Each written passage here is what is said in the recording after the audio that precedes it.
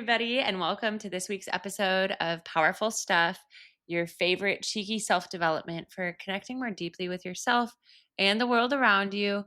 And today I am riding high from a offsite for Experience House, a mastermind that I am a part of. It's so refreshing as a coach and facilitator to be in the student seat and be surrounded by other incredible experience creators from around the world doing cutting edge things in their own fields. And so I just got back from Nevada City. So feeling inspired to share this episode today and tie it into what my last Powerful Stuff live was about, which is the pregnant pause. Just like that, that was a pregnant pause right there. Or as I said in the Powerful Stuff clip I posted on Instagram, that was a first trimester pregnant pause. But we're going to talk about what the pregnant pause is on a literal level, on a metaphorical level, and what it means to create space to actually integrate and embody our learnings. And this is important. Like, we're kind of forced to do this in pregnancy, right? Because we're literally incubating a life. And in other aspects of life, whether we do a peak experience like this retreat, right? Or a coaching program or a ceremony, it's so important to leave space after to actually have the time to sit, to reflect, to ask yourself, what are my takeaways? How can I embody that? Otherwise, it's just like system processing, next piece of information, next. And we don't actually get to ground, to slow down, to be like, how is my world going to shift from the inside out? Taking it slow so I can grow and know on a cellular level that I'm ready to blow my next level out of the water. Okay, I was trying to rhyme, but you guys get it, right? It's like slowing down. And so I talked about, on the Powerful Stuff live a few weeks ago, how the pregnant pause is literally, obviously I'm in my second trimester, shout out week 27, just around the corner.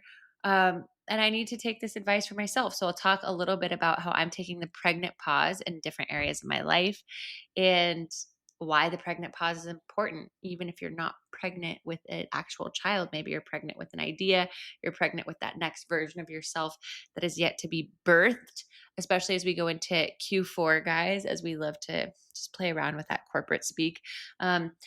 Especially as we end this year the way we want to start next year. What are we ready to birth into the atmosphere in this next year?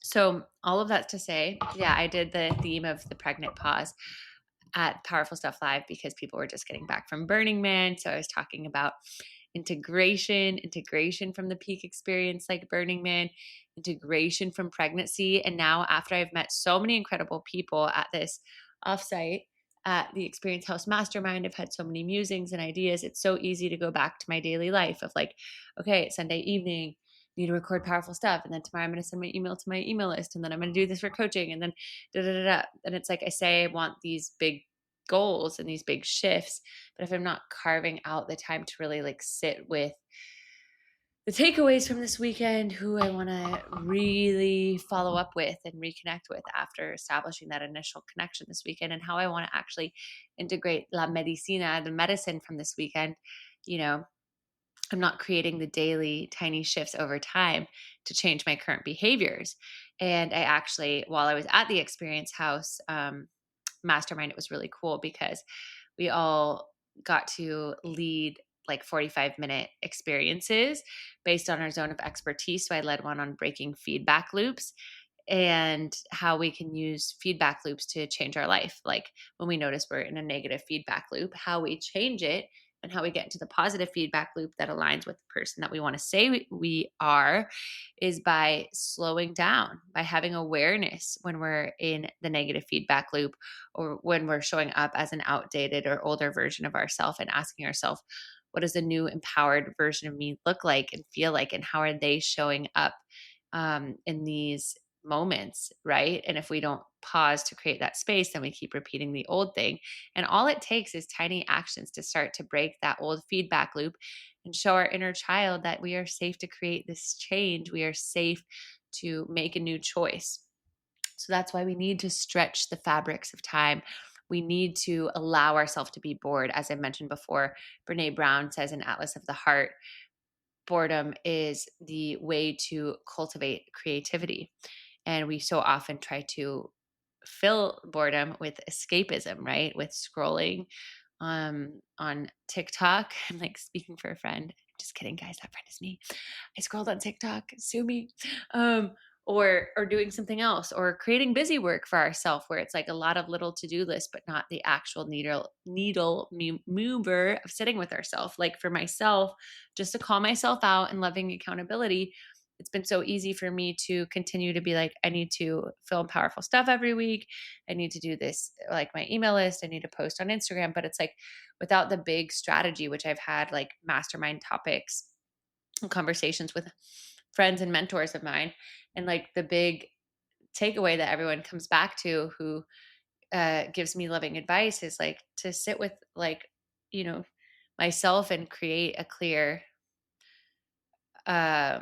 communication around like my methodology and the thing that I'm excited to bring into the world within coaching and comedy and how they align. And even though I'm kind of, living it and doing it, it's like, what is the larger vision, and like sitting with what that looks like and what that like signature, um,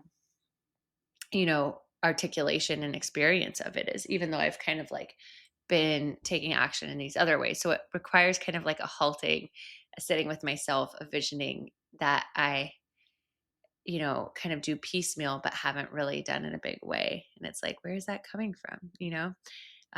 Definitely I have to do my own tools on myself too, of like, is that procrastination because I'm like afraid of shifting things? Do I not think that it's fully possible at the next level? So is that why I'm not doing it and I'm staying comfortable? And then I have to take myself through the old gamut, the old toolkit, and like toolbox kit, anyways, I have to take myself through the toolkit that I tell my clients, right? I remind myself like, like acknowledge all that I have been doing, like how incredible that I am doing my podcast and emails and all of these. And also like how incredible that I have put myself in new situations like in the past to continue to learn and grow. And like now is another one of those times. And even though I'm feeling comfortable now, there was a time before where what I'm doing felt uncomfortable. And so I know if I did it before, I can do it again. So like reminding myself of some of those imposter syndrome tools that I've talked about in our Powerful Stuff episode of overcoming imposter syndrome. So with that being said, I've, started to do that for myself the last few weeks, months, because this summer was fast and furious with a lot of weddings that I went to for dear friends of mine, and I officiated one for my friends Jake and Hinata. Shout out Jake and Hinata. And then I was launching my next upgrade, and then my husband and I are moving in 2 weeks from our place to a new place to welcome in the bebe. So it's not to make excuses, but just to note that I was kind of falling into when I get through the upgrade launch, then I'll exhale. When we move, then I'll feel settled, right?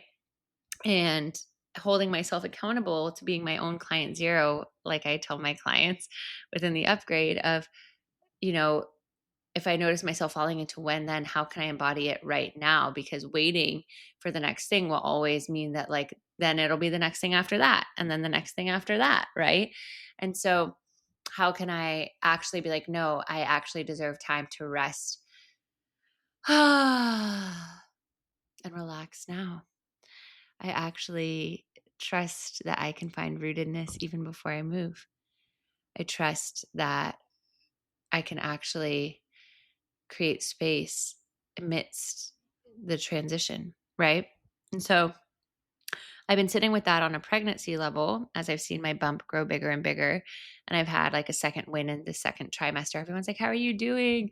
And I'm like, honestly, like outside of all of the travel and other stuff, which I'm so grateful to be doing, I'm like, I feel like I'm gratefully having so much second win the second trimester compared to my first trimester with like aversions and spotting and nausea. And so I'm like really capitalizing on it and saying yes to a lot of things and trying to see all the friends And so it's a reminder too, to allow myself to slow down and not just to fill empty spaces. Sometimes I notice myself on a weekend night or ahead of a weekend night, if I don't have plans with friends, I immediately like text like friends to fill it versus like, oh, I could have a night at home and just not do anything and just be cozy and read and journal and turn my phone off. And I want to hold myself accountable to that more because I know that's going to be like sacred time when we do have our son and we want to spend it with him and be really present, and be like moments to myself will be like, you know, a bit more, or not, not as abundant as they are now. So like to really learn to savor them now and savor these final months where it's just me and little Meredith and me and Spencer and little Spencer all hanging out before we get to welcome in our little one who's just on the other side. He's like kicking in my stomach right now, like, Mom, I'm here. And it's crazy because I'm like, wow, is he calling? Like, I'm going to be his mom. I am his mom. It's surreal. I'm like, I'm still just a teenager listening to Hannah Montana. Anyway, so all of that's to say, the pregnant pause. I know this is kind of just like a little anecdote, guys, but yeah, I was thinking about it this weekend because it was coming out of the mastermind for my friends who are integrating the Burning Man for my pregnancy. And I really feel like when we get like such a high dose of medicine in whatever peak experience, both the literal and metaphorical medicine, or when we're birthing life, we need that space to create.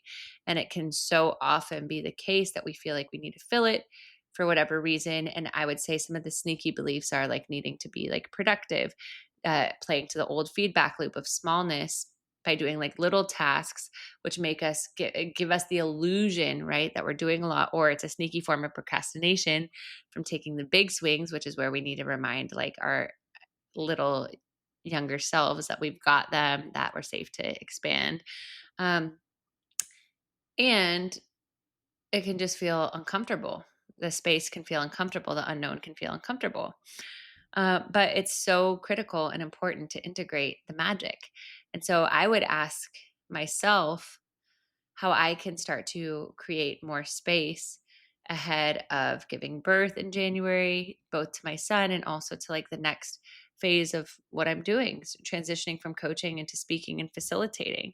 And what does that require of me? That requires like more, deep focus and like deep time with my creative vision to bring the next iteration of what I want to create to life. And so on a micro level, even as I think about integrating the retreat, like there were so many incredible things that happened in the retreat that felt like they were recalibrations on a cellular level, getting to facilitate for other people who I deeply admire, who have led incredible movements, who I've gotten to know throughout the Experience House, um, you know, experience, to receiving reflections from other people that really touched my heart. Excuse me. To just feeling like really grateful for the whole experience and all the new connections I'm walking away with, to learning the wisdom of the other people who are on the retreat as well. It really, made me so grateful to be able to do all this. So, all of that's to say, just a few questions for the pregnant pause that I'll be asking myself, and then you can ask yourself. And then we'll just do a little ending visualization meditation. So, yeah, it's like, firstly, I like to start by just recording what are my highlights from this peak experience, or like what are my highlights from the mastermind, or what are my highlights from Burning Man, or what are my highlights from insert blank, or even like, as I think about pregnancy in general, what are my highlights from maidenhood, and just celebrating, starting in celebration.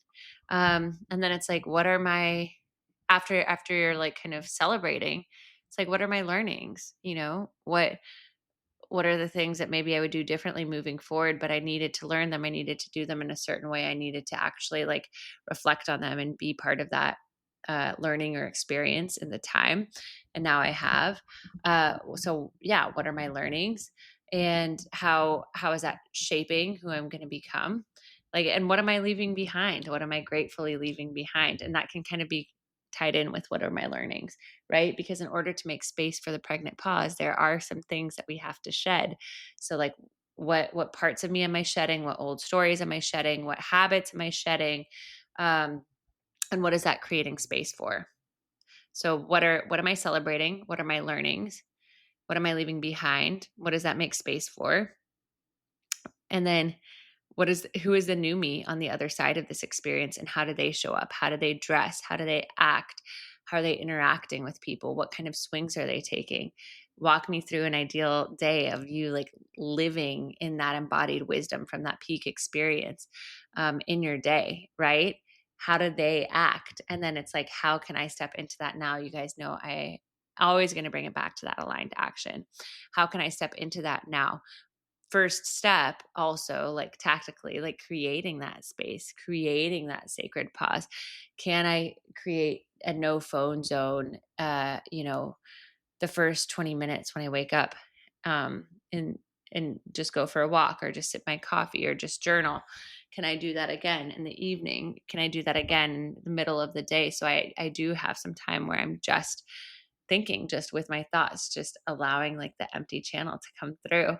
And then I think on a holistic level, it's like, which I want to get better at. These are like, some of this is aspirational for me, guys. So we're kind of workshopping it together. But it's like, yeah, could I do like a Sabbath where I like don't touch my phone for a day, right? Or maybe a version of that where I don't get on social media for a day. Um, and then having like longer blocks of time, like every quarter, where you do it for even longer, and kind of have like, a personal offsite every quarter. Like my husband and I have couples offsites every quarter, but what about a personal offsite, where it's just you, or maybe even if that's just a day? But I know for myself, when I think about going into pregnancy into motherhood, it's like, yeah, starting to create stillness, to welcome in this new life, to welcome in this new version of me, to welcome in this new version of me, of my family unit with me and my husband and our son. And so it's really like this thought of slowing down. And then after the retreat, on a micro level, what I'm going to do is like, what did I learn from the retreat? What are the highlights? What are my learnings? What am I shifting? And how can I make space for that? And then after that, like following up with everyone that I did love. And I love doing this after any peak experience, whether it's people you sat in ceremony with, or at Burning Man with, or at a bachelorette party with, or whatever. Like following up with people individually and telling them what you loved about them and how you're growing from them, and how you're grateful for them, like sharing a reflection with them. So that's what I plan to do. Hold me accountable, guys. After the experience house retreat, is like texting the people who I really had great drop-ins with, like, thank you so much. Here's what I got from my time with you. I'm like, and send them a positive reflection back, because that gratitude is like so amplified when we send it back to people and like let them know our reflection of them. Like, how good does it feel to receive those reflections? So it's like, how can I send those to others that had that impact on me? So that's kind of how I'm going to be integrating my experience from Experience House. And then similarly on a larger scale with Maidenhood.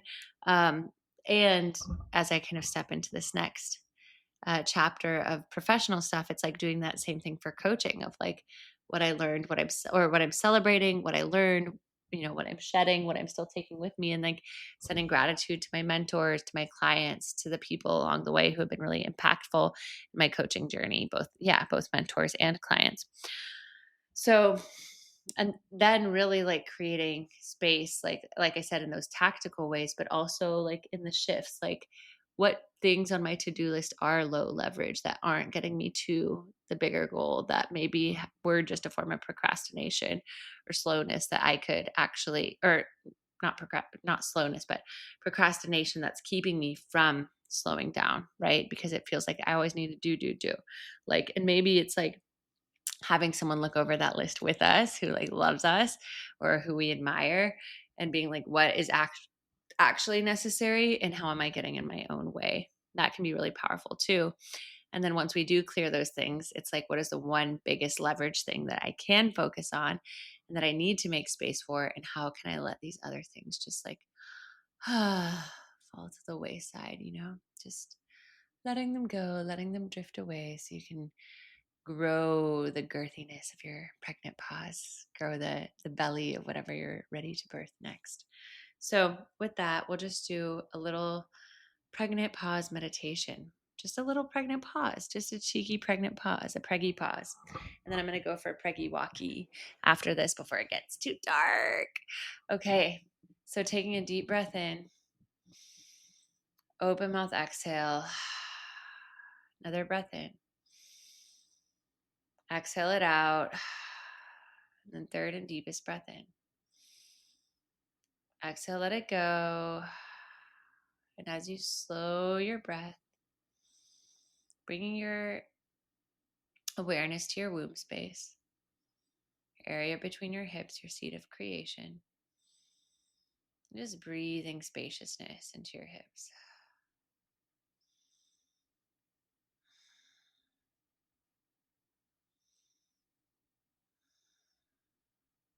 And as you breathe spaciousness into your hips,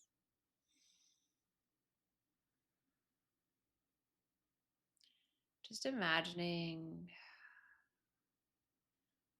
it's like you're lighting the fire of a hot air balloon.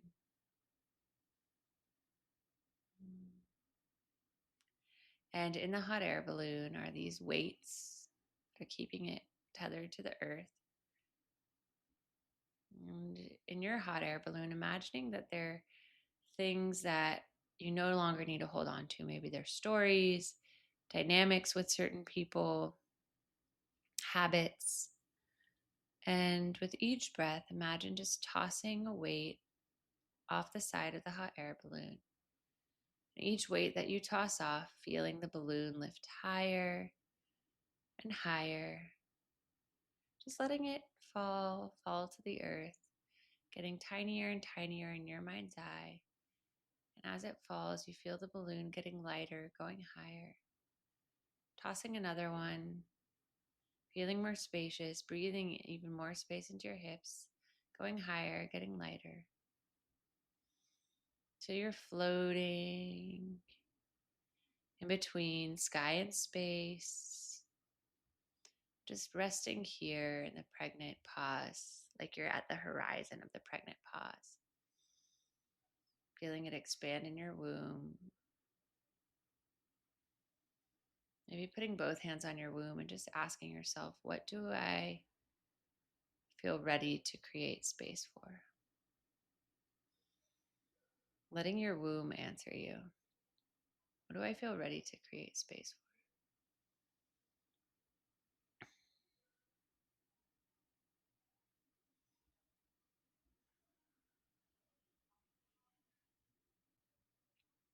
What's one thing that I can shift or let go to make space for this thing? Once again, trusting whatever your womb says.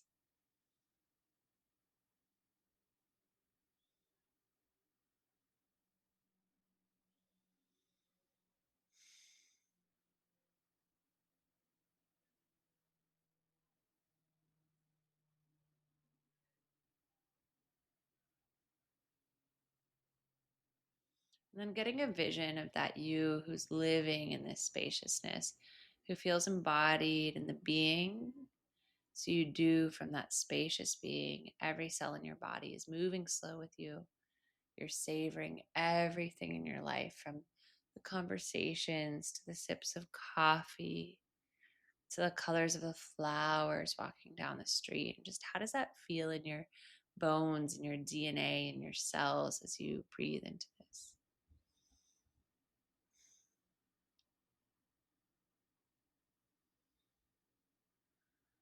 Feeling that spaciousness start to ripple, recalibrating you on a beautiful, powerful level. And as you breathe, feeling yourself become as expansive as that hot air balloon, almost like your feet can reach the ground as your head and your fingers reach the sky, both rooted and expansive at the same time, feeling held and expanded beyond the hot air balloon. In the spaciousness of the pregnant pause, letting whatever seeds you're planting root into the earth and start to grow undisturbed without needing to rush. Taking one more slow breath in like this. Breathing into the pregnant pause with the clarity, what you're ready to shed, what you're ready to allow, exhaling it out. When you're ready, slowly opening your eyes, coming back into the space. Welcome back. Gosh, congrats on your preggy pause. Wow. Now, my hope is that you actually take some time after this podcast and turn off your phone. Be a little spacious. Savor your pause and ask yourself, what am I ready to invite in? Because similar to what an acupuncturist told me when I was getting pregnant, he was like, you need to slow down, because it's like giving the new life a chance to seed, right? To be invited in versus me running around so much that, like, in a way, the seed, is having trouble landing. So he's like, slow down, be still. And it's kind of like that Osho quote: when you relax, it comes. When you relax, you start vibrating with it. So it's like, what can you do to relax more? And that's actually when it comes. And so that's what I'm holding myself accountable to integrate in this pregnant pause after this Experience House Mastermind with all these wonderful people, celebrating my win, celebrating and reflecting on what I'm shedding, what I'm making space for, following up with gratitude with people and nurturing those connection seeds. And then also on my larger level with the pregnancy and with my professional stuff. So let me know what you are integrating with your preggy pause. I'm so excited for you. And I know it's going to be something powerful. And as I mentioned on the last powerful stuff, the upgrade is now closed, my 11th and final group coaching program in this format, in this intimate format. But if you are curious about one-on-one coaching, this is the last time I will be taking on one-on-one clients in this way as well. And I usually only do 12 or 24 packs.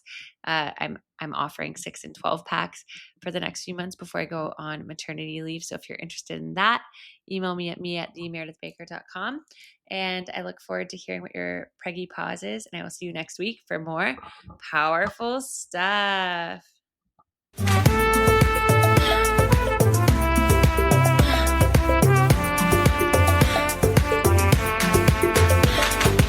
Hey, you. Thank you for coming on this powerful journey with me. I hope it was as powerful for you as it was for me. And if it was, it would mean the world to me if you rate, review, and subscribe to Powerful Stuff so I can keep bringing you the goods. We can keep going on this transformative journey together.